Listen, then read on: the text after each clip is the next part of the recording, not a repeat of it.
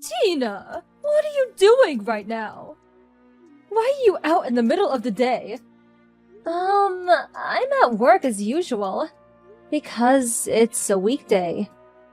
Good grief, you're still working? I've been telling you since forever to just hurry up and quit. A woman is supposed to stay at home after she gets married.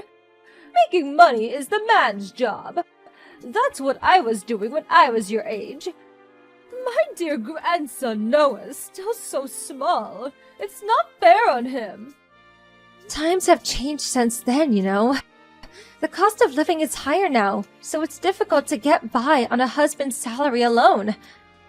And Noah's in elementary school now, so I don't have to see him 24/7. Do not talk back to your mother-in-law. There's no way my Jack's salary isn't enough on its own.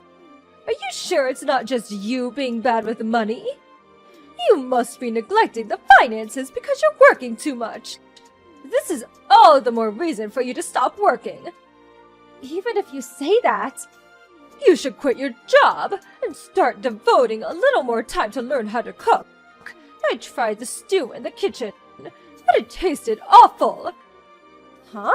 Wait, did you come to our house again? Yes. I had errands to run, so I stopped by on the way. But no one was in, so I messaged you. Just hold on. Did you get another spare key made without telling us? I told you to stop doing that. Do not enter our house when we're not there. Why not? It's my son's house. Besides, I have to conduct surprise checks every now and then to make sure you're not slacking on the housework. And just as I suspected, whatever was in the pot was absolutely disgusting. Inside the fridge was a disorganized mess too. Don't eat our food without permission. That's our supper. I can't let my Jack or little Noah eat anything that disgusting. I threw it in the trash, so make it again. What? You throw it away? You'll get ill if you eat things like that. The flavor was too strong. It had a weird acidic taste. And it smelled weird.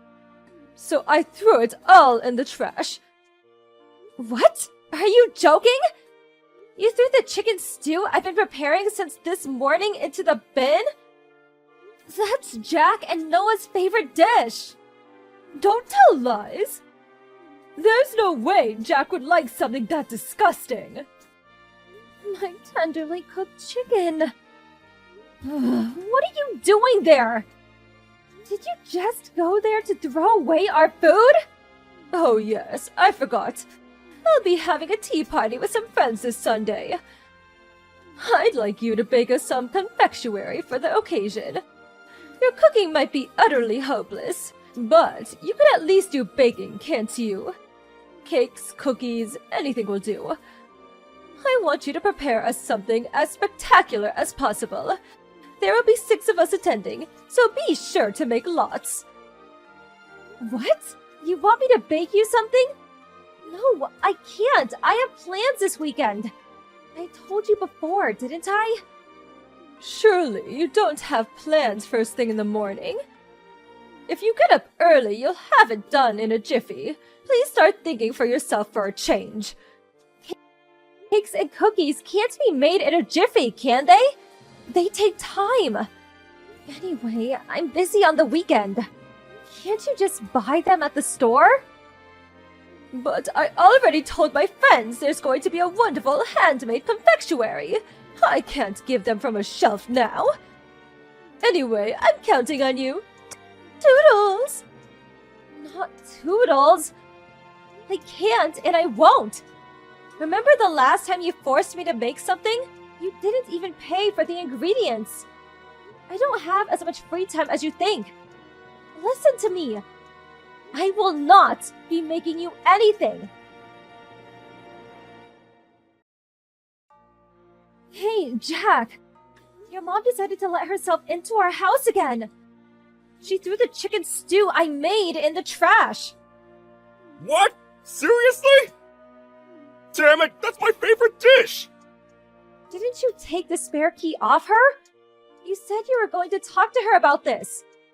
Well, I know, but she insisted it'd be more convenient if she had a key in case anything happened. Then she started crying and said, "Don't be so cruel to your old mother." I felt bad. I didn't have the nerve to take it off her by force. Don't let her play you like that. Do you have any idea how many times she's thrown my dishes in the trash? It's such a waste, and the food expenses are going through the roof. If she doesn't cut this out, we're going to be in serious trouble. Come on, can't you see that she's lonely?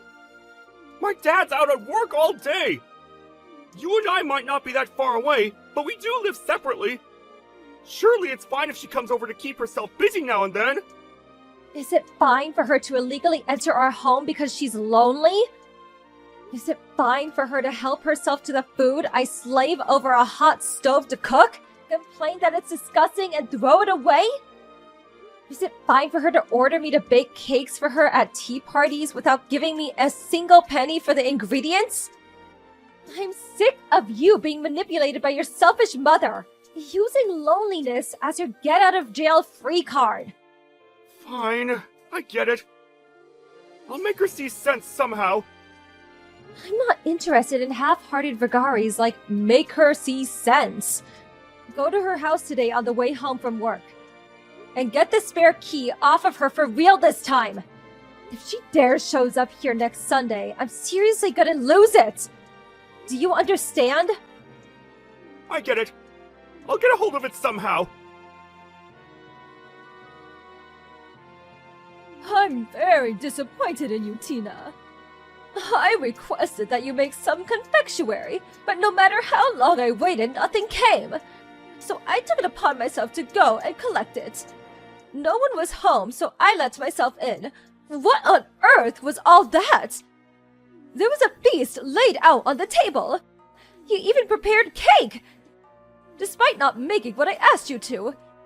To think you live in such luxury while my Tom is out working. I won't allow it. On top of that, I tried a bit of everything, but it tasted awful. So I threw all of the food on the table in the trash. I took the cake for myself, though. Do you know what day it is today? Huh? I'm asking if you know what day it is today. Did you know when you did it? What do you mean? I don't follow. It's Noah's birthday today. What? The feast laid out on the table as well as the cake were all for Noah. I told you I had plans, didn't I? Those plans were to invite Noah's friends over to celebrate his birthday. The reason I'm not home right now is because I went to meet his friends at the train station. I can't believe you managed to throw all the food in the trash and steal his cake in such a short space of time. No matter how much you might not like me, to ruin Noah's birthday like this is just cruel. You are the worst mother-in-law on the planet. It's Noah's birthday today? What? You don't remember your own grandson's birthday? You're not old enough to be going senile. No, I knew it was sometime this month, but I didn't think it was today. If that was the case, why didn't you tell me beforehand? You're the one who cut the conversation off before I had the chance to tell you. Didn't Jack explain this to you? He was supposed to be going to your house. I haven't heard of such a thing. And why on earth didn't you invite us to Noah's birthday party in the first place? I did plan on inviting you, but you told me you were hosting a tea party. So I thought you could stop by another time and didn't say anything. Plus, your husband's at work. More importantly, how do you plan on making up for this? I had to cancel Noah's birthday party because of you. And after his friends went through the trouble of coming. What? Why did you have to cancel it? You could have ordered takeout for the food and grabbed a cake from the store. There are many alternatives. At least no one would have to eat your terrible cooking that way. What are you talking about? Noah can't eat regular food or cakes. You know that, right? Huh? Why? What? Are you seriously telling me you don't even remember Noah has allergies? Allergies? Noah? Since when? Since he was born. I told you as soon as I found out he had them. And since he can't eat milk, eggs, or shrimp, I made today's cake especially made to be allergen-free. The food too. And since some of Noah's friends are gluten intolerant, I went to a lot of effort to make sure everyone would have something to eat. It's going to take a long time to remake everything from scratch. Noah was so looking forward to finally being able to eat the same things as his friends. I didn't know that! You never tell me anything! I think what you mean is that you don't listen. You do nothing but talk about yourself. You don't even care about things that could put your grandson's life in danger. I can't let someone that dangerous near my son. So you better not come to our house until his allergies have gotten better. I'll be changing the locks. What? Why? I don't want someone who doesn't understand Noah's allergies coming and going as they please. For now, all you've done is throw our meals away. But who knows whether you might decide to cook him something yourself one day that contains stuff he's allergic to. Anyway, Noah's upset that you ruined his birthday. He burst into tears and shouted, "I don't want to see Grandma!" Well, I didn't know about his birthday or the allergies. Surely it can't be helped. I'm Jack's mother and Noah's grandmother. Surely my son's house is the same as my house? I can't accept you banning me from entering. Give it a rest. You trampled all over what was supposed to be a fun day for the kids. All for your own satisfaction. I've tolerated you throwing away my food until now. But you're not getting away with what you did this time. If you illegally enter our home one more time, we're moving house and cutting all contact with you. Depending on the circumstances, even divorce with Jack isn't off the table. I'll take Noah and move in with my parents. What? Divorce? Divorce? You can't do that! I'm serious. It all depends on your attitude from here on out. I'm sorry. I apologize. Please forgive me. Please make Noah understand that I didn't mean to. I will not do such a thing.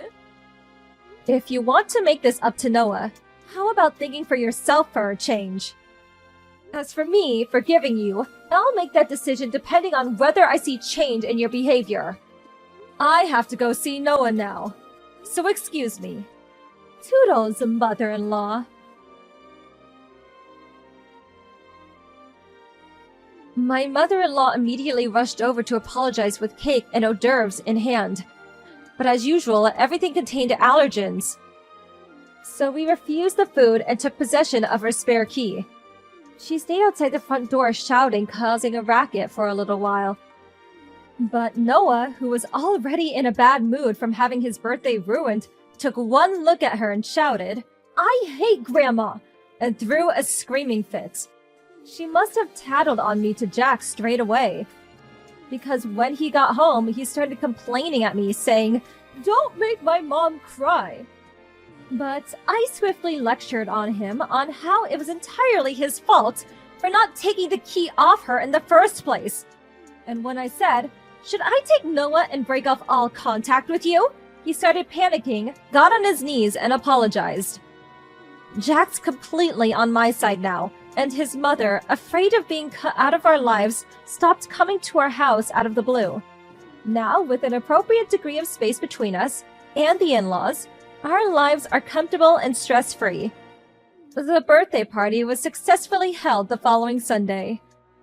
Everyone came over to join the celebrations, and Noah was finally able to eat the same cake as his friends for the first time.